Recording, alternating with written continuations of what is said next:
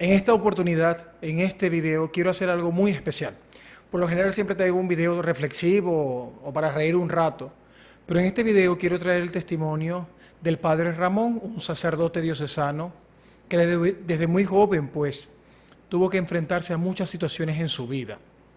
Entre esas la droga, ser echado de un internado, perder el sentido de la vida e incluso pensar suicidarse. Este video que veremos a continuación es gracias a la colaboración de Mater Mundi, que permitieron pues tener esta entrevista muy especial y muy personal con este padre, un testimonio maravilloso que de verdad nos lleva a pensar que esta es la vida del cristiano, ver la presencia del amor de Dios a pesar de cualquier circunstancia. Por eso, quédate aquí y vamos por este video hermoso. Tanto fracaso escolar, ¿no? 4 colegios. Todavía no había visto en mi vida a alguien que me quisiera, mis padres, pero yo era ciego para querer verlo, ¿no? O sea, el internado me sirvió para empeorar. De hecho, me acabaron echando del internado. Y claro, yo pensé, una de dos, o dejo que me destruyan completamente o me hago peor que ellos, ¿no? Porque la droga es una rueda que está en cuesta hacia abajo y que es que no va a parar. Cada vez va a ir a más, cada vez va a ir a más. Y claro, yo me daba tanta pena a mí mismo de lo que yo era, que yo no quería seguir viviendo. O sea, yo he hecho cosas brutales con los sacerdotes. De hecho, a mí me sorprende que la Iglesia sepa lo que yo he hecho y mira lo que soy ahora mismo, ¿no? Y mi madre, viéndome tan incompleto, se me tiró a mis rodillas y me pidió que fuéramos a una parroquia. Y yo había visto muchos curas en mi vida, pero llego y de repente veo un cura feliz. Y de repente dice, hombre, el hijo de Amelia, no sé qué, no sé cuántos, tal. Y me da un abrazo. Rompí.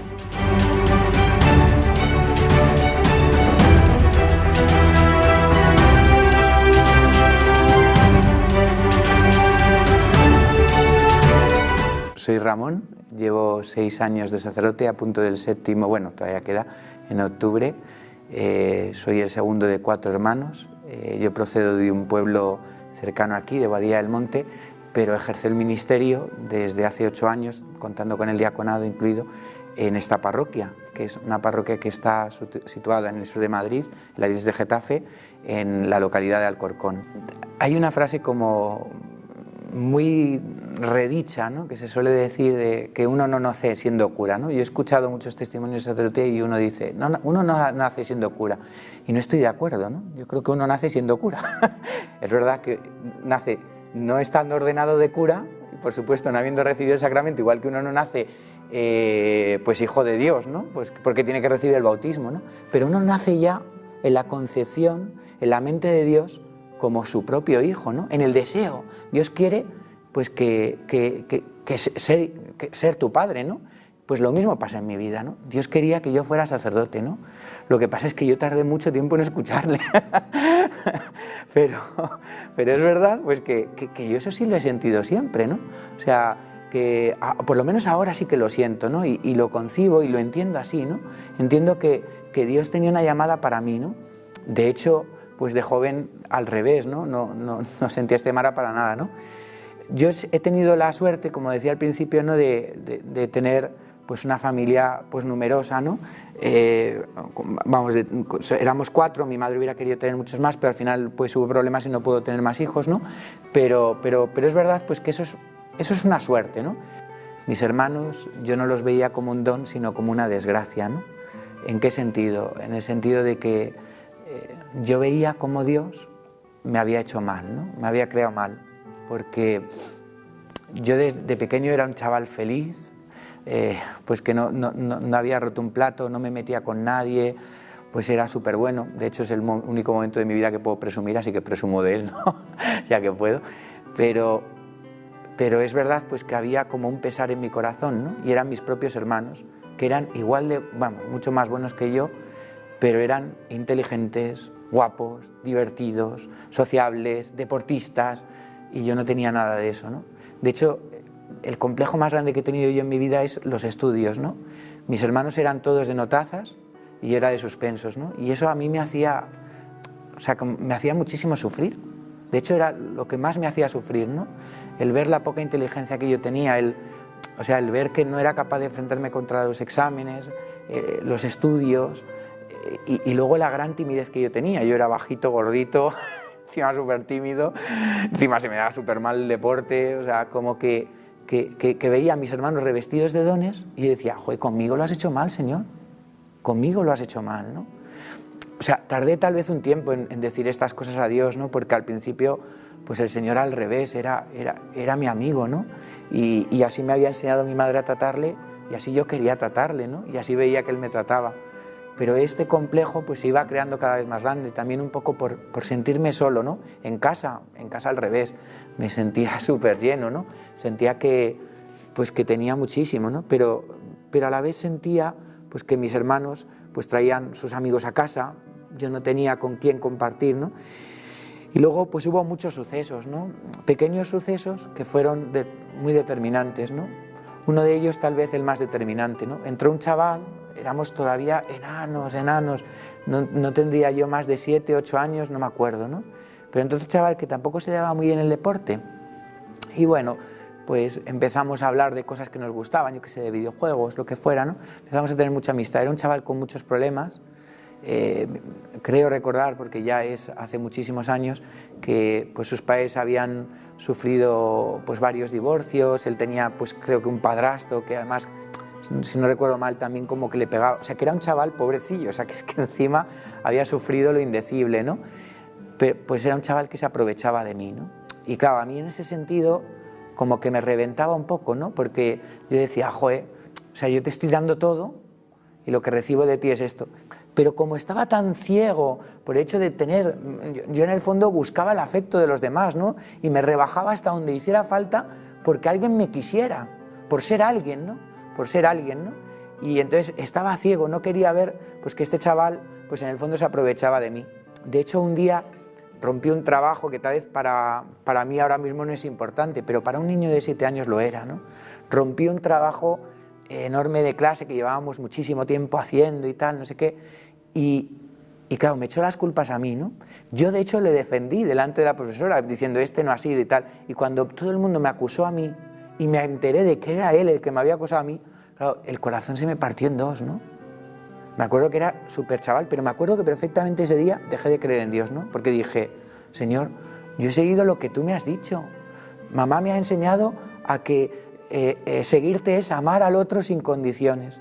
Y lo he intentado, pero lo que recibo es que la gente no me habla, que la gente no le gusto, que la gente me pega, me insulta, y encima el chaval al que yo he dado mi corazón me hace esto, ¿no? Digo, pues no, mira, yo quiero ser egoísta. Yo quiero ser como el mundo me dice, ¿no? Sé que tal vez pueden parecer razonamientos como demasiado elevados para un niño de 7 años, pero de verdad que siento que lo que os estoy contando es así. O sea, que es que yo en ese momento sentí, tal vez no con las mismas palabras con las que la expreso hoy con 33 años, pero sentí todo esto en ese momento. De hecho, me acuerdo que estaba cercana a mi primera comunión y ya no había ilusión por recibir a Jesús, ¿no? Porque sentía o que Jesús no existía o que Jesús era un traidor, ¿no? Una de dos, ¿no? Y que a otros había revestido de una serie de oportunidades que a mí no me había dado, ¿no? Y por eso, pues empezó en mí una etapa muy egoísta, ¿no? Miraba solo por mí mismo, ¿no? Y también con mucho odio, ¿no? Como entendiendo que de los demás solo se podían sacar cosas, no que en el fondo se podía dar, ¿no? Yo tenía que rodearme de gente que me aportara algo, ¿no? No a la que yo pudiera aportar, ¿no? Entonces empecé a ser selectivo en las amistades, ¿no? En el sentido de que me empecé a juntar con la gente que fuera de mi clase. Y en ese momento pues me empezó a gustar el monopatín, el hip hop, el rap, el graffiti, todas estas cosas. De hecho se me empezó a dar un poco bien todo este mundo, ¿no? Pero claro, este mundo también está rodeado muchas veces de muchos rostros, ¿no? De muchas caras, ¿no? En el fondo yo creo que cuando uno entra a la adolescencia como que uno se pone la careta de lo que uno espera ser, ¿no? Y de lo que uno no llega a ser. Por eso yo creo que la adolescencia es un momento en el que uno nunca se siente del todo saciado o nunca lleno, ¿no? Porque claro, tú eres otra persona, tú no eres esa persona. Entonces, por mucho que quieras darle a esas personas y la gente admire a esas personas, a esa persona que tú te has proyectado, nunca en el fondo vas a sentirte querido porque tú no eres ese. Y eso es lo que a mí me pasaba. Yo cada vez era más esa persona que quería ser, pero en el fondo yo no era ese. O sea, por supuesto que esa apariencia la gente le tenía clarísima que yo era, que hacía creer a la gente que yo era esa persona. Pero yo en el fondo no era esa persona. Por eso, el buscar el amor ahí tampoco me sentía querido, ¿no? El buscar el afecto, el buscar ser entendido, ser comprendido, ser valorado, no me llenaba, ¿no? De hecho, los estudios iban igual de mal. Y pues superé esa timidez pues desde una agresividad, ¿no? Desde una agresividad pues con los compañeros, con tal, todo en el fondo un mundo de apariencias, ¿no? Un mundo de caretas, ¿no? Como esas películas en las que aparecen pues las típicas fiestas en las que todo el mundo se pone un disfraz, una careta, ¿no? Yo iba todo el día con el disfraz puesto, ¿no? Entonces era agobiante, admito que era agobiante, hasta que uno más o menos se acostumbra, es agobiante tener siempre que dar la talla, ¿no? Tener que ser siempre otro tipo de persona. En el fondo es una doble vida, ¿no? Una doble vida, porque en el fondo mi debilidad no podía ser comprendida por el mundo, mi debilidad era un problema para este mundo, ¿no? Para la gente que me rodeaba, ¿no? Entonces, pues todo este tipo de causas hicieron que mis padres apostaran por un colegio religioso, ¿no? Viendo que ya me iba alejando, que todas estas cosas, ¿no? Y en el colegio religioso duré solo 3 meses, ¿no? Por 2 razones, ¿no? La primera, porque era un colegio religioso, eso me reventaba, ¿no? Y la segunda, porque era un colegio de pijos. Entonces era como todo lo contrario de lo que yo quería ser, ¿no? De hecho, me hace gracia, ¿no? Se lo digo muchas veces a la gente de la parroquia, ¿no? Odiaba los mocasines, ¿no? Me parecían los zapatos, y ahora los llevo todos los días, porque me parecen los zapatos más cómodos, pero me parecía como de una estructura, ¿no? Yo en ese momento era como de todo tribus urbanas, ¿no? Y entonces estaban los pijos y no sé qué. O sea, en el fondo era un clasista, ¿no? Era un clasista porque no miraba el fondo de las personas, ¿no? Sino su apariencia, ¿no? Había entrado precisamente en lo que detestaba cuando era pequeño, ¿no? Había entrado en el mismo juego, ¿no? Y entonces eso como que me hizo cada vez más meterme en mí mismo, ¿no? Tener rencor, no quererme, ¿no? Cada vez me quería menos, pero a la vez pues seguía queriendo tener esta apariencia, ¿no? Y bueno, pues había un montón de problemas, pero entre ellos estaba pues el hecho de que no me llevaba con nadie, ¿no? Y de hecho todos los días era peleas con unos, peleas con otros. Pues es también un poco la época en la que pues también empecé a fumar y entonces pues también como que eso me hacía como rodearme de compañías pues más peligrosas, ¿no? Luego también pues había como un odio muy grande hacia mis padres, ¿no? Entendía que mis padres no solo... De hecho, mis padres nunca me han exigido ninguna nota, es curioso, ¿no? Lo que yo me exigía no me lo exigían mis padres, ¿no? Pero entendía como que mis padres me habían llevado pues al infierno y por eso les odiaba, ¿no? Les odiaba solo por ese hecho. Luego también había otro hecho en mí que me hacía como no valorar, ¿no? Y era pues el hecho de que había varios alumnos que eran muy cristianos, ¿no? Y como que querían acercarse a mí, ¿no? Querían ayudarme, me veían con problemas y claro, a mí eso me reventaba aún más, ¿no? Me reventaba como que esa fachada como que fuera descubierta, ¿no? Como que en el fondo esa gente se diera cuenta, todo esto en segundo de eso, que es que también seguíamos siendo micos, ¿no? Estábamos estrenando la adolescencia, pues 13, 14 años, ¿no? Y sin embargo esos chavales eran capaces de ver más que yo, ¿no? Total, que pues pasaron muchas cosas, ¿no? Pero entre ellas hubo 2 determinantes que hicieron que yo me fuera de ese colegio, vamos, que me echaran, ¿no? Y fue una, pues que todo este proceso os lo cuento muy brevemente, ¿no? Pero yo cada vez iba alimentando más ira, más rencor dentro de mi corazón, ¿no? Entonces, pues hubo un día que odiaba todo tanto que se me fue la cabeza, ¿no? Cogí un bidón de gasolina, empecé a prenderlo por un pasillo y empezó a arder, no todo un edificio, pero sí parte de un edificio, ¿no? De hecho, tuvieron que venir los bomberos, ¿no? Y claro, era como acabar con eso, ¿no? Acabar con lo que yo odiaba, con lo que no conseguía, ¿no? Y luego otro chaval que había depositado una confianza grande en mí, me había dicho pues que por primera vez iba a poder comprar el regalo de Navidad a sus padres, no sé qué, y entonces como que había ahorrado un montón de dinero y había traído lo que en ese momento eran 40.000 pesetas, hoy en día no es nada, supongo, no sé, transformado en euros lo que será, pero en ese momento, en mi época, era muchísimo dinero. Entonces yo se lo robé y ahí sí me pillaron, igual que con lo del edificio no me pillaron, ahí sí me pillaron, ¿no? Y yo en el fondo era todo llamadas de atención, yo quería llamar la atención, yo quería ser protagonista, yo quería que los demás vieran que yo era el más valiente, el más grande, el más no sé qué, toda una fachada, ¿no? Y de repente me sentí indefenso, ¿no? Ante 4 profesores, el director en medio, preguntándome, ¿no? Diciendo, pero tú te das cuenta de que cada vez tienes más problemas, de qué tal, de que has hecho este grafiti en el colegio, de qué tal, de que... Me empezaron a saltar todos los trapos sucios que yo había hecho y que yo entendía que ellos podían saber que los había hecho, pero tampoco lo sabía tan seguro, ¿no?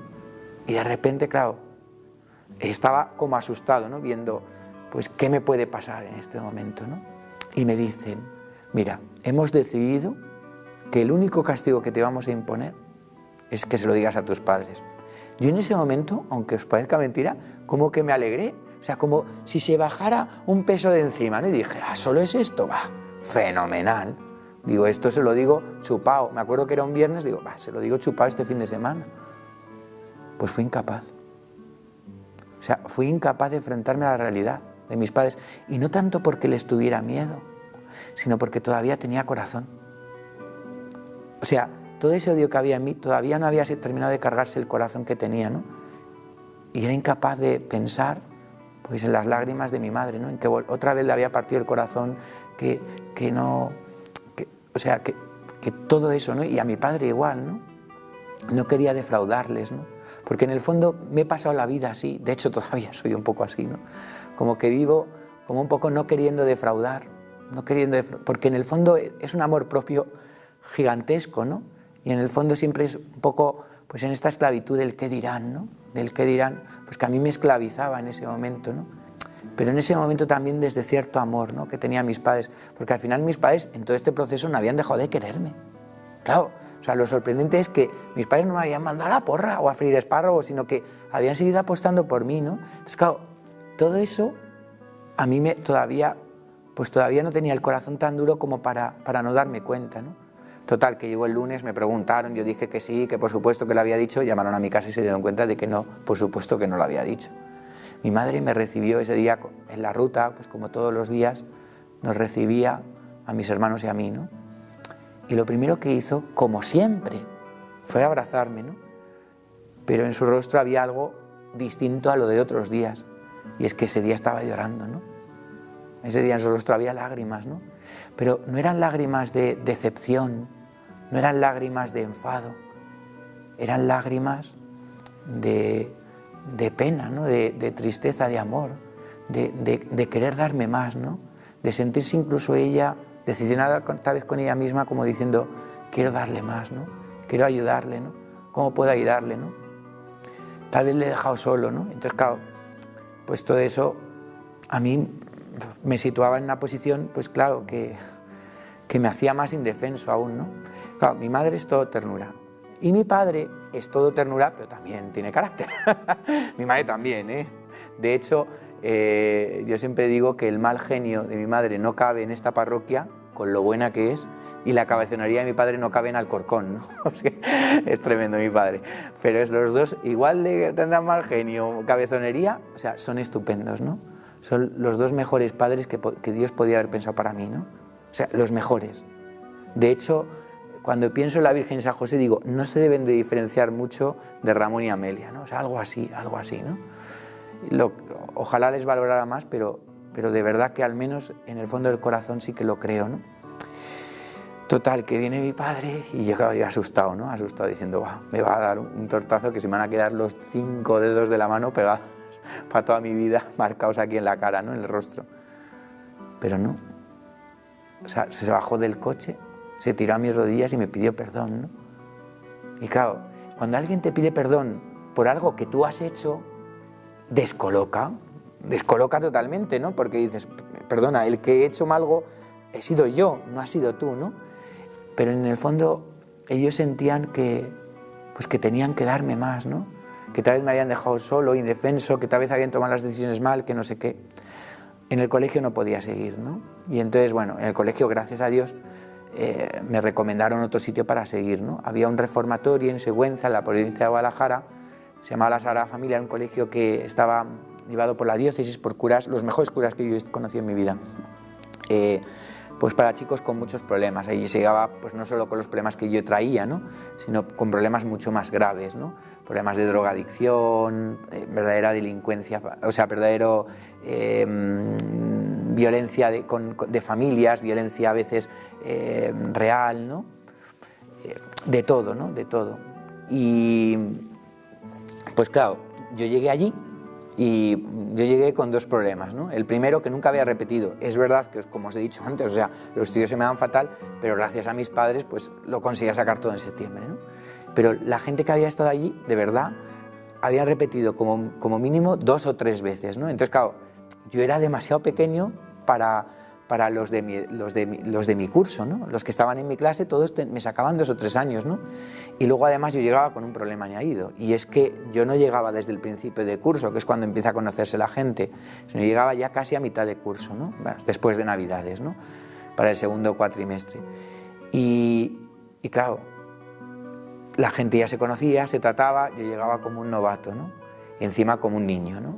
Entonces, claro, esto hizo que la gente, pues otra vez más, me dejaran de lado, ¿no? Nadie quería hablarme, nadie quería tener trato conmigo, yo intentaba acercarme, veía que había grupitos ya hechos, y entonces claro, yo me empezaba a sentir solo. Era la primera vez que estaba tanto tiempo de mi casa, de hecho era la primera vez que veía la nieve, porque un tío pues de Madrid, como yo, pues claro, no habíamos visto la nieve más que si íbamos a la sierra, y de repente llego a Sigüenza, todo lleno de nieve, con unas estalactitas de hielo tremendas. Entonces claro, hasta el mismo lugar era como difícil. Yo dormía con otros 7 personas en una habitación, yo estaba acostumbrado pues a dormir como mucho con mi hermano, entonces claro, era todo muy distinto, ¿no? O sea, el internado me sirvió para empeorar. De hecho, me acabaron echando del internado. En el internado me sirvió para empeorar por un motivo, ¿no? Porque al sentirme tan solo, también como que sentía mucho miedo, ¿no? Sentí miedo por 2 cosas. La primera por sentirme solo, y la segunda por lo que yo veía ahí, ¿no? Claro, yo había llegado a unos puntos pues ciertamente peligrosos, pero claro, allí verdaderamente era un peligro vivir, porque o sea, se veían pistolas, navajas, drogas de todo tipo. Claro, yo había probado los porros, pero yo no había visto nunca cocaína, heroína. Claro, todas esas cosas a mí me asustaban, ¿no? Porque todavía me daban como cierto respeto. Luego estudiábamos con internado con chicas, ¿no? No os queréis imaginar lo que pasaba en los baños, ¿no? Claro, en este momento hasta para eso era un poco inocente, ¿no? Entonces era todo como una situación que me superaba por todos los frentes, y esto me hacía llorar por las noches, ¿no? Y claro, los 7 compañeros pues no tenían cierta piedad conmigo, ¿no? Al revés, pues fueron a por mí, ¿no? Entonces, claro, al principio era solo reírse, luego era solo pegarse, y luego cada noche era intentar pues que no abusaran de mí. Claro, porque es que hasta en eso pues había una degeneración tremenda, ¿no? Entonces ya ahí perdí toda la inocencia que tenía, ¿no? Y claro, yo pensé, una de dos, o dejo que me destruyan completamente, o me hago peor que ellos, ¿no? Y escogí la segunda opción. ¿Cómo? Pues a través de lo más sencillo, de las drogas. Las drogas siempre es el camino más sencillo, ¿no? Porque es el camino de destruir la vida más sencillo, ¿no? Te da un prestigio enorme, te da dinero, a mí me daba mucho dinero. De hecho, traficar con ellas me daba muchísimo dinero y mucho prestigio. Entonces tenía a la gente comiendo de mi mano, ¿no? Y yo, como para lo malo he tenido más labio que para lo bueno, pues claro, no te das cuenta de que te empiezas a enganchar. Porque la droga no todo el mundo te lo dice. De hecho, yo muchas veces lo digo a los chavales de mi parroquia. Digo, ¿vosotros creéis que un porro es lo menos peligroso del mundo? Pues claro, comparado con la cocaína o con las pastillas o con la anfetamina, pues por supuesto que es mucho menos peligroso. Digo, pues a mí es la droga que más miedo me da, porque detrás de esa vienen todas. De hecho, todavía no he conocido a un solo cocainómano o a una persona que haya acabado con las jeringuillas que no me ha dicho que lo primero que se probó en su vida fue un porro. No he conocido a nadie, y he enterrado ya a varios amigos por sobredosis. Entonces, claro, sé por dónde va este mundo y lo conozco muy bien, y me da pena pues que la sociedad no dé ningún valor a esto y que parezca una cosa ya tan normal, porque la droga es una rueda que está en cuesta hacia abajo y que es que no va a parar, cada vez va a ir a más, cada vez va a ir a más, y en mi caso es así. De hecho, me daba tanto prestigio que cada vez me animaba más, aparte del gusto o el placer que podía suponer esto, ¿no? Luego me hacía olvidarme de quién era. Claro, porque en el fondo a mí me hacía sufrir quién era.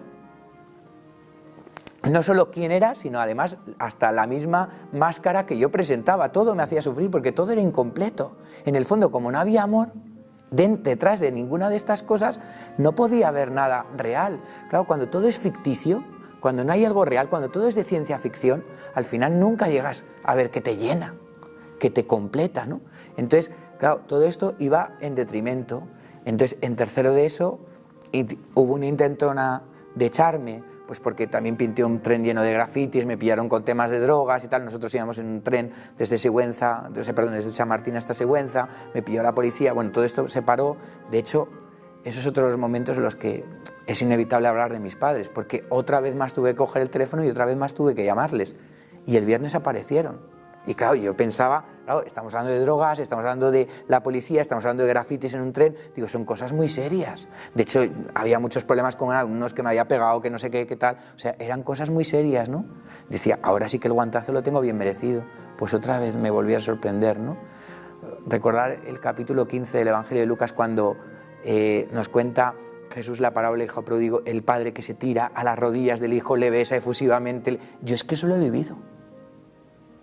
Esos son mis padres, pero no una vez, sino esta es la segunda y todavía quedan muchas más, ¿no? En cuarto de eso me volvieron a pillar con temas de droga, pasó exactamente lo mismo, mis padres a mis rodillas, ¿no? Queriéndome, queriendo quererme, pero yo era incapaz de verlo, ¿no? Total, que ya tuve que abandonar ese colegio y me vine a estudiar otra vez a Madrid, ¿no? Cuarto colegio, otra vez más, volver a hacer amigos, todo tal, ¿no? Y me volvieron a pillar con temas de droga. Pero esta vez me echaron y ya se suponía que era para siempre, ¿no? Claro, tanto fracaso escolar, ¿no? 4 colegios. Todavía no había visto en mi vida a alguien que me quisiera, mis padres, pero yo era ciego para querer verlo, ¿no? Entonces, todavía nunca, ¿no? Y yo no había querido todavía a nadie. Entonces, claro, llegas a un momento en la vida, yo no tenía más de 16 años, en los que de repente dices, ¿esto es la vida? Porque a mí me habían dicho otra cosa. Y entonces sientes que, ¿para qué seguir? O sea, la idea, además es que no te abandona. O sea, cuando la idea se mete en tu cabeza, está R que R todos los días. El demonio es súper inteligente. Entonces, claro, te empieza a pensar, te empieza a ver, o sea, el demonio solo tiene que hacer una cosa. Quitarte el disfraz y que te veas. Con eso ya te ha convencido. Y claro, a mí me quitó el disfraz y me dijo, este eres tú. Y claro, yo me daba tanta pena a mí mismo de lo que yo era, que yo no quería seguir viviendo una vida con la vida que yo llevaba. ¿Podía tenerlo todo? Pues sí, todo lo que para el mundo es importante, relaciones, amistades, chicas, drogas, dinero, todo lo que quisieras. Y a la vez no tenía nada. Porque no tenía amor. Yo esto se lo explico alguna vez a la gente de la parroquia, ¿no? Existen 2 tipos de amores en la vida, ¿no? Existen el amor propio, que lo que hace es destruirte. Porque cuanto más te quieres, menos quieres a los demás. Y luego está el otro tipo de amor, ¿no? Que es el no quererte. El no quererte, pero no en el sentido negativo, sino en el sentido más positivo de todos, ¿no? En el sentido de que no pierdo el tiempo en quererme, porque me es más importante quererte. Claro, eso es lo que nunca había vivido en mi vida, nunca había querido a nadie. Había perdido tanto tiempo en quererme que lo único que me había hecho era destruirme, ¿no? Mi orgullo, mi vanidad, mi amor propio. Todo eso me había alienado, me había estar seco, absolutamente seco. Entonces, claro, te ronda la cabeza, ¿no? Y el demonio te ronda y te ves que en el fondo, si la gente supiera quién es, si la gente supiera tus pensamientos, si la gente supiera tus pecados, si la gente supiera lo rencoroso que eres, si supiera lo que te pasas el día juzgando, si supiera quién eres, lo impuro que eres con el pensamiento, no te querría. Es que ni tus padres te querrían. Porque tus padres han visto la cobertura, pero si vieran el corazón, si vieran el fondo, no te querrían. Entonces, pues quise suicidarme e intenté suicidarme. Lo intenté.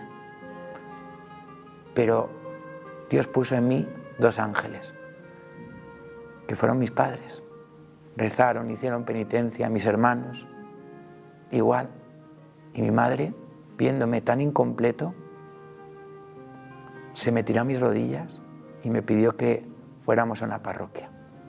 Había un sacerdote muy joven, muy bueno, que podía ayudarme y tal. La parroquia todavía no estaba ni construida, era un barracón de obra en Boadilla. Y claro, yo llego y yo había visto muchos curas en mi vida, pero llego y de repente veo un cura feliz. Feliz. Yo, para mí, los curas, o sea, era horrible. De hecho, en internado habíamos hecho todo tipo de cosas contra ellos. Les habíamos pegado. Me acuerdo una vez, que esto no se me olvida, porque es que me duele todavía. Sé que el Señor me lo ha perdonado de sobra, pero me duele, ¿no? Una vez un grupo de chavales, cogemos un crucifijo, lo tiramos.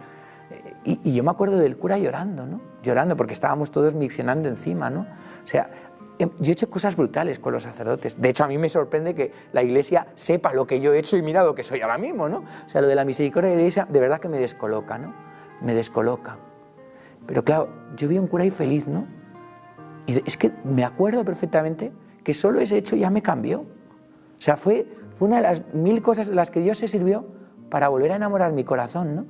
Ver un cura feliz, porque yo decía, este tío no tiene nada. O sea, yo tengo todo lo que el mundo desea. Este chico tiene, este cura tiene todo lo que el mundo dice que no es la felicidad, y yo veo que él es feliz y yo no lo soy. Yo he seguido al pie de la letra los consejos del mundo, al pie de la letra. No me he saltado un párrafo ni una tilde.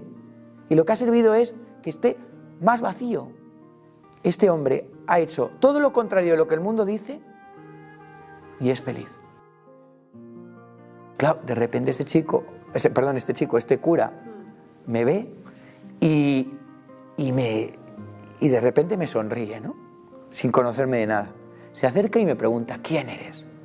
Y me dice, pero le digo, bueno, es que a mí me conocen por Pachús, ¿no? Entonces le dije Pachús. Y de repente dice, hombre, el hijo de Amelia, no sé qué, no sé cuántos, tal. Y me da un abrazo, ¿no? Hasta ese momento nadie me había dado un abrazo en mi vida, ¿no? Claro, rompí. O sea, en ese momento rompí a llorar. El pobre me sentó en una silla en su despacho y empezó a escucharme, ¿no? Y empecé a contarle todo, con más pelos y señales que os lo he contado a vosotros. Todavía no me volvéis a invitar a vuestro programa. Pero, o sea, con una claridad, me acuerdo que es la primera persona a la que no he mentido. Yo mentí a todo el mundo, de hecho me mentí a mí mismo. O sea, todo era una máscara. De repente me quité el disfraz. Y claro, yo se lo digo muchas veces a él, ¿no? Bueno, se lo he dicho alguna vez. A mí me sorprendió su mirada. Su mirada no fue una mirada de juicio, que era la que el demonio me había prometido si yo me quitaba el disfraz. No fue una mirada de odio, de rencor. Fue, y puedo decirlo literalmente, la mirada de Dios. Claro, de hecho me descolocó tanto que él sonreía. Entonces decía, una de dos, o no se entera o no me hace caso, porque es que no puede ser. O sea, yo le estoy contando aquí una serie de barbaridades gigantescas y es que no me hace caso. Este tío no me está haciendo caso. De hecho, casi hasta me enfadaba, o sea, por dentro, ¿no? Diciendo, o sea, estoy perdiendo el tiempo aquí 2 horas. Claro, termina y me dice, ¿y qué? Me dieron unas ganas de reventarle la cabeza a palos, porque, con perdón, porque no tengo otra expresión, de cogerle del cuello y estrangularle y decir, o sea, verdaderamente me has hecho perder el tiempo. Pero cuando completé su frase lo entendí todo, ¿no? Me dice, ¿y qué? Si más grande es la misericordia de Dios, ¿no? O sea, como si a un terrorista que ha matado a 1 millón de personas le dicen, ¿y qué? O de repente hay una furia dentro de él, pero a la vez hay como una paz. Una persona que se creía en el infierno, de repente por primera vez se ve en el cielo. Claro, la gratitud hacia Dios de repente explota. O sea, yo en ese momento exploté. O sea, exploté de decir, pero ¿de verdad que el cielo es para mí? O sea, ¿de verdad que todavía no lo he estropeado? ¿De verdad que todavía hay sitio para mí? Claro, entendí quién era Dios. entendí que el verdadero don que yo le pedía a Dios cuando era pequeño era la misericordia. O sea, yo lo que yo quería era sentirme querido. Y yo le echaba las culpas a Dios cuando Dios era el único que me quería de verdad. O sea, le echaba las culpas precisamente al único que me quería tal y como yo era. Que no necesitaba que yo fuera delgado, que no necesitaba que yo fuera inteligente, que no necesitaba que yo fuera más alto, que le parecía perfecto. Hasta incluso siendo más pecador, no conseguía cambiar la concepción que Dios tenía sobre mí. Entendí que Dios era mi Padre. En esa misma confesión, De hecho, Javier me puso en ese momento una cruz en las manos. De hecho, no se ha separado de mí hasta entonces, ¿no? Y me acuerdo, pues eso, ¿no? Que yo miraba la cruz y decía, ¿pero de verdad? ¿De verdad que me quieres tanto? Casi como un adolescente con coletas que está todo el rato pensando lo muchísimo que le quiere el novio, ¿no? Y está ahí como haciéndose la película de Disney. Pues así es como me sentía yo. Pero claro, no como el adolescente que vive en un mundo ficticio. Es que en este momento no era ficticio, era real. O sea, veías la cruz y es que eso eran hechos reales. Eran hechos concretos, o sea, eso era verdad. Jesús había puesto una corona de espinas, se había clavado en las manos y los pies a un madero, había destrozado su espalda. O sea, era verdad. Y no lo había hecho por mí, como dice la Escritura, cuando soy justo, que por eso lo hace cualquiera. No, que estamos hablando de que era un sinvergüenza. Y que Jesús me quería, daba la cara por mí, apostaba por mí. Entonces, claro, cambió totalmente todo. ¿Y de ahí entregarte a Él? Bueno, hubo ¿Hubo un momento, no de entrega, sino de yo quería estar pegado a Él como una lapa. O sea, claro, descubrir a Jesús es querer estar con Jesús. Si no quieres estar con Jesús es que no lo has descubierto. Si vas a mí, con perdón, tal vez puede sonar así un poco, pero si solo vas a misa los domingos y Jesús es algo de los domingos, es que no has descubierto quién es el Señor. Entonces, claro, no es que yo me sienta más. De hecho, yo no creo que yo tenga ningún mérito, sino al revés, soy un egoísta. Y soy tan egoísta que necesito estar con Jesús todos los días. Yo no puedo estar con Él los domingos, porque viendo que Él es lo mejor, pues desde ese momento yo empecé a ir a misa todos los días. Me acuerdo que eso sucedió un 21 de diciembre del año 2001, a las 7 de la tarde, la misa a las 8:30, y desde ese día te puedo decir que he comulgado todos los días de mi vida. De no hacerlo en muchísimo tiempo, hacerlo todos los días. Porque yo entendía que, claro, que ese Jesús luego me lo podía comer. Claro, cuando este cura encima me explicó que luego podía ir a misa, podía comulgar, podía recibirle, claro, como para no hacerlo a diario. Entonces, claro, de repente empecé una relación con Dios totalmente distinta. Empecé a comulgar todos los días, empecé a tener dirección espiritual con este sacerdote. Cada vez que pecaba, la iglesia me decía, no te preocupes, te dejo que te confieses. Y yo decía, Dios mío, ¿pero esto ha estado siempre así? Los curas que les había visto 1000 veces ponerse a confesar y no entendía lo que estaban haciendo, que estaban para mí. Para que si yo hubiera tenido un error, de repente podía recibir otra vez el abrazo de Dios, su misericordia, que esto no se agotaba. Mira que he intentado cansar a Dios con mis pecados. No hay manera de cansarle. Es que no hay manera. De hecho, no he cambiado absolutamente ninguno de los pecados de los que me confesé hace 16 años. Y aún así, mira, todavía cura y aún así me quiere. Me quiere, aun siendo tan soberbio, aun siendo tan vanidoso, aun buscándome en todo lo que hago, hasta en esta misma entrevista. O sea, en todo, y el Señor me quiere. Apuesta por mí, ¿no? Entonces yo empecé a apostar por Él, en la oración, en la dirección espiritual, la confesión, en tal. La parroquia éramos 2 gatos, pero yo no salía de allí. Claro, eso me hizo dejar todas las amistades porque entendía que si volvía a ese mundo, perdía a Jesús. Y Jesús ya era tan importante y no podía perderle. Jesús no había querido perderme, por eso se ha ido a una cruz, yo no quería perderle. Yo no quería perderle, ¿no? Entonces aposté por Él y claro, en ese discernimiento pues yo me iba enamorando, y este cura como que veía una vocación en mí. Claro, me parecía imposible, o sea, de dónde me había sacado el Señor era imposible. Además, ¿qué tenía yo que ofrecer al mundo? Yo no tenía nada que ofrecer. Claro, en ese momento era tan vanidoso que no me daba cuenta de que el sacerdote no ofrece nada.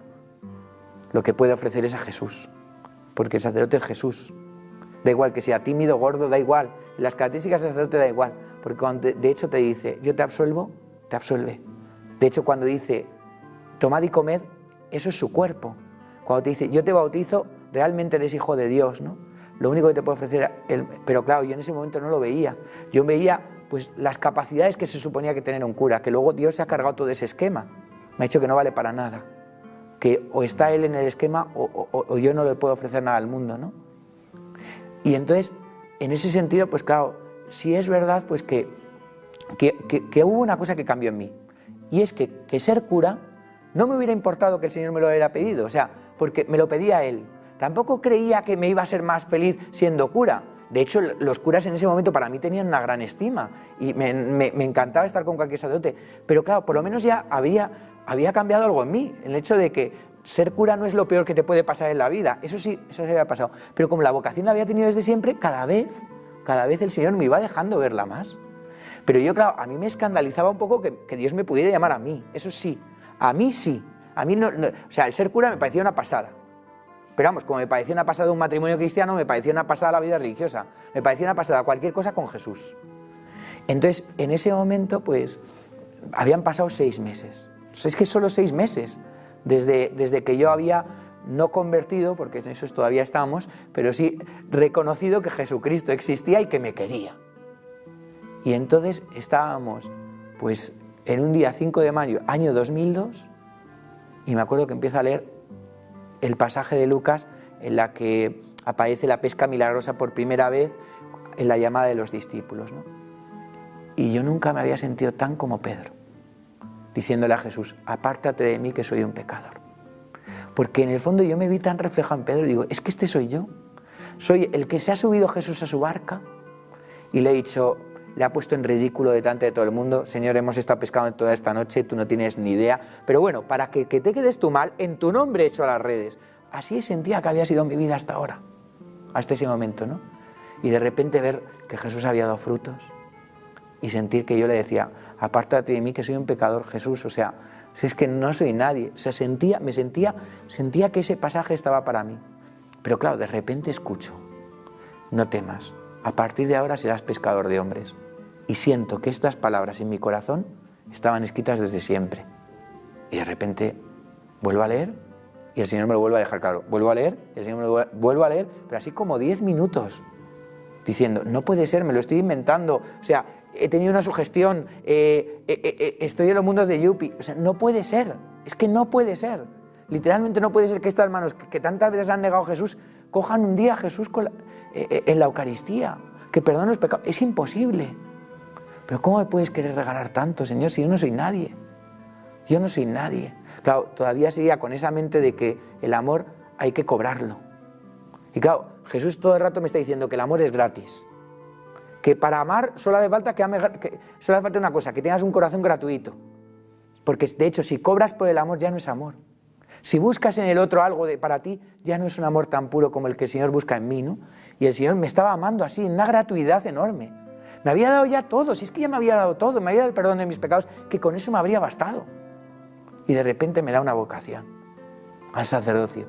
Claro, yo primero me sentí pequeño, inferior, o sea, todo lo que... pero a la vez como tan agraciado, decía, joder, ¿cómo te voy a decir que no? ¿Cómo te voy a decir que no a mi felicidad? Pero no fue eso solo la respuesta, ¿no? Sino que sentía que si le decía que no, no solo me ganaba mi infelicidad, sino que ganaba su infelicidad. Y creo que eso fue lo que me hizo decir que sí. Le veía triste si le decía que no. Veía que él le hacía feliz que yo fuera cura, que yo fuera de él, que yo estuviera consagrado, que mi vida fuera suya, como un esposo que le pide la novia a su esposa. O sea, no solo se la pide para hacerla feliz, sino porque sabe que su felicidad es esa mujer. Y yo sentía que la felicidad de Jesús era yo. Entonces, claro, ¿cómo le iba a decir que no? ¿Cómo le iba a decir que no? No podía decirle que no. Entonces le dije que sí, ¿no? Al principio pensé que me había vuelto loco, llamo a Javier me dice, pero tío, si esto lo pensaba yo desde hacía muchísimo tiempo, tal. Y no me lo puedo creer. Se lo digo a mis padres, mi madre llorando, pero de feliz, mi padre igual, mis hermanos también. Una preciosidad.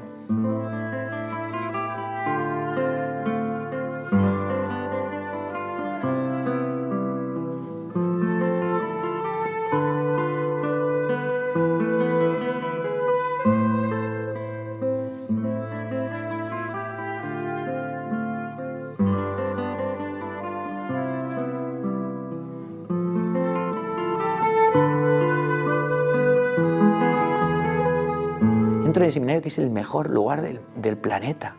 O sea, la gente pierde el tiempo yéndose a ver, yo qué sé, el Everest, diciendo esto es la maravilla del mundo, o las 7 maravillas, las pirámides. Que se vayan al seminario de Getafe, por favor. O sea, o a cualquier seminario del mundo. Es el lugar más precioso, aunque sea todo ladrillo. Y bueno, mi seminario no me puedo quejar, que está en Cerro de los Ángeles, ¿no? O sea, que es un lugar precioso. O sea, lo que yo veía ahí era una preciosidad, cómo se amaba al Señor. Y ahí empecé a descubrir pues también un montón de cosas en el trato con los demás. Cuando luego entré al seminario, han sido 10 años de mi vida que no cambio, es que no cambio. Cada seminarista que ha estado allí, que ahora muchos son compañeros míos sacerdotes, ¿no? O sea, todos mis formadores eran verdaderos padres. Fue una preciosidad tener todos los días la celebración de Eucaristía, el sagrario y todo. Vivir con un sagrario, a mí me parecía alucinante. O sea, que en mi casa había un sagrario. Ahora ya es un poco más común, pero que en mi casa había capilla. O sea, me parecía alucinante. Yo antes tenía que salir de mi casa para ir al sagrario más cercano, que estaba 10 minutos andando. En mi propia casa, accesible a la hora que quisiera. Me levantaba a las 2 y estaba ahí el Señor. O sea, entonces me parecía alucinante. O sea, pero alucinante, me parecía el mejor lugar del mundo. El mejor. Y es verdad que me costó muchísimo, porque los estudios me costaron un porrón. Me costó muchos años, repetí varios años, gracias a varios seminaristas, uno de ellos en concreto, que siempre le daré las gracias. O sea, realmente, pues pude sacarlo poco a poco, ¿no? Poco a poco. Pero me daba igual, es que me daba igual repetir, me daba igual. Pero decía, pues un año más en el seminario, pues un regalo más, ¿no? Y ya se iba acercando el momento de la ordenación y decía, Dios mío, pero ¿cómo me voy a ordenar yo? ¿Pero qué le voy a ofrecer yo al mundo, Señor? Si es que te ofrezco a ti, pero si es que voy a ser súper mal cura, si es que soy súper infiel en todo, veía mis pecados, veía tal, pero a la vez veía que la Iglesia decía que sí, que tenía vocación, que sí, que me ordenara, que sí, y es la Iglesia. Gracias a la Iglesia yo me he ordenado. Si no, tal vez por mis complejos y mis afectividades desordenadas no me hubiera ordenado, ¿no? Porque en el fondo me daba miedo ser mal cura, ¿no? Había incluso visto pues, a curas que habían dejado el ministerio, que habían dado escándalos. Decía, ¿cómo voy a hacer yo esto, ¿no? Por la Iglesia. La Iglesia se me dice un cura santo, no un cura mediocre. Pero a la vez veía la llamada de Dios y la llamada de la Iglesia. Y claro, no dudo pues que también yo quería decir que sí, ¿no? Y entonces me ordené. Y celebrar la misa fue alucinante. O sea, fue alucinante. No solo poder comulgar, sino poder celebrar. O sea, a mí me parece alucinante, incluso cuando le cojo con mis dedos, o sea, consagro, me parece alucinante. O sea, realmente siento un poco eso que decía el cura de As, ¿no? Que decía que cuando consagraba, miraba al Señor, decía, Señor, es que si supiera que tú y yo no vamos a pasar la eternidad juntos, ahora ya no te suelto. Y a la fuerza la tenemos que pasar. O sea, verdaderamente es que tengo a Dios en mis manos. Puedo obligarle a pasar conmigo el cielo, aunque sea un pecador. De hecho, no le suelto y ya está. Tenemos que pasar la eternidad juntos, a la fuerza. O sea, a mí me parece tan alucinante eso, que Dios lo haga a través de mis manos. O sea, me parece alucinante. La confesión, los sacramentos. Pero lo que más alucinante me parece es ser suyo. De hecho, es lo que más ganas me daba en el seminario. No tanto, tal vez la misa era lo que más ganas me tenía, pero más que la misa, de todas las cosas que sabía que iba a hacer de cura, era ser de Dios, ser de Él, ¿no? Porque yo quería responder a su amor, ¿no? Aunque fuera con mi vida llena de pobrezas, llena de miserias, llena de limitaciones, pero yo había visto que Él me quería sin disfraz. Pues yo no quiero darle mi vida a nadie, de hecho, ni a una mujer ni a nadie, porque entendía que Él, era Él al que yo quería darle la vida, ¿no? Y así han sido pues 7 años preciosos, ¿no? En los que pues Dios ha actuado a través mío, ¿no? Yo todavía me sigo sorprendiendo. O sea, me sigo sorprendiendo de que pueda ser capaz de hacerlo. Muchas veces se lo digo a la gente, ¿no? Digo, tampoco es tan sorprendente. Si es capaz de hacer lo que hace un trozo de pan, pues también con un trozo de carne podrá hacerlo, ¿no? Es Dios, puede hacerlo, es Dios. Es otra de las 1000 demostraciones de las que es Dios, ¿no? Pues si es capaz de hacerlo a través mío, es Dios. Porque yo no soy capaz. Él sí, yo no. Él es capaz, ¿no?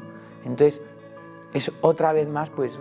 Es que vivir un día siendo cura y no sonriendo es muy difícil, de verdad. Creo que aun cuando he tenido sufrimientos, muchísimos, no lo dudo, la parroquia es un lugar en el que se sufre también mucho, porque sufres por las personas, sufres por sus incomprensiones a veces, por sus divisiones, porque no ves comunión, tal. Hay momentos en los que te duele, pues como un padre que tiene a sus hijos, ¿no? Te duele.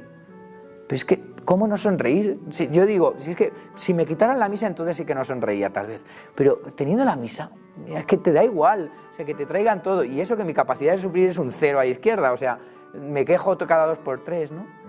Todo, y ves cómo el Señor te sostiene en la iglesia, te sostiene en los sacramentos, te sostiene en la comunidad, ¿no? Yo además estoy pues en una comunidad que me sostiene, mi grupo de curas me sostiene, ¿no? O sea, voy viendo cómo el Señor pues poco a poco va haciendo en mí, ¿no? Incluso pues ahora que cada vez me voy viendo peor cura. O sea, que al principio como era un ciego y no sabía lo que era un cura, pues bien, pero incluso ahora pues veo cómo Jesús apuesta por mí, ¿no? Y todos los días veo cómo va haciéndome santo, cómo al revés, cómo ha puesto un camino para que yo pueda crecer en la fe. Me veo con una incapacidad muchas veces ante 1000 cosas y sin embargo veo cómo el Señor actúa, ¿no? O sea, veo los milagros del Señor, ¿no? Veo realmente pues que Dios existe, que está vivo, que me quiere. No sé, mi vida es como, podría definirlo en una palabra, ¿no? Como un milagro, o sea, como un milagro, todo continuo, todos los días, ¿no?